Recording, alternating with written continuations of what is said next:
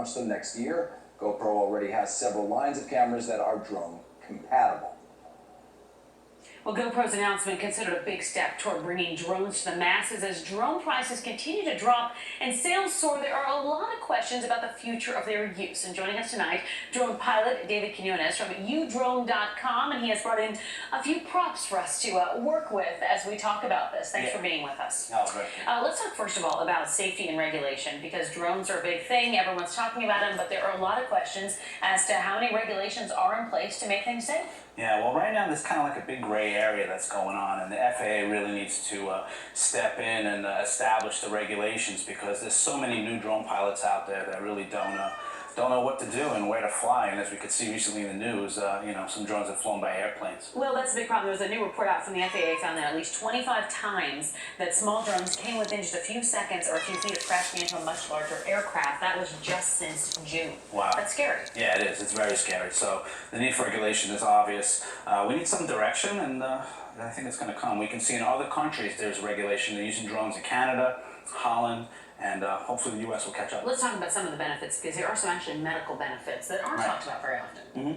Well, there's a defibrillator drone that they're testing out in Holland, in a small city. You can look it up on the internet, and it can respond like within a fraction of the time as the ambulance, regular ambulance. Let's see what these can do, because that would be this one is the larger drone, right? You were mentioning. Yes, this is a coaxial octocopter. Okay. It's a heavy lift drone. This is something that Amazon might use to lift a package, say up to about 10 pounds. So you order your paper towels and toilet paper, and this is going to drop it off at your doorstep. It's possible, something like this, something similar, yeah. All right. What about this other one we have here? This is just a small hexacopter. It has a GoPro camera on it.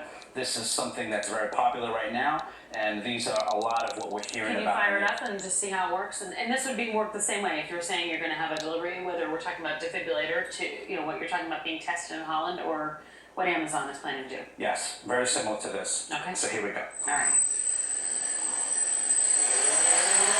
Oh, wow. And that's the camera on the front, correct? Yep. You can see the camera in the front. It has a 3-axis strato-stabilized gimbal, so we're able to get aerial footage very smoothly. And how is that going to work, though, when we're really talking, you know, when you see it like this now, and you're actually really talking about regulations, and you've got 100 of these up in the air, how's that going to work?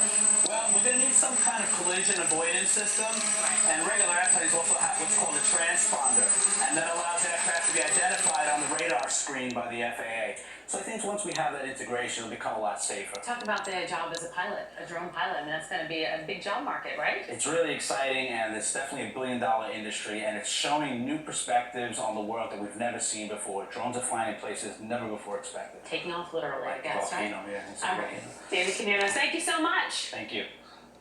All right, interesting stuff, guys. Well, despite the rain, the big parade balloons are filled up.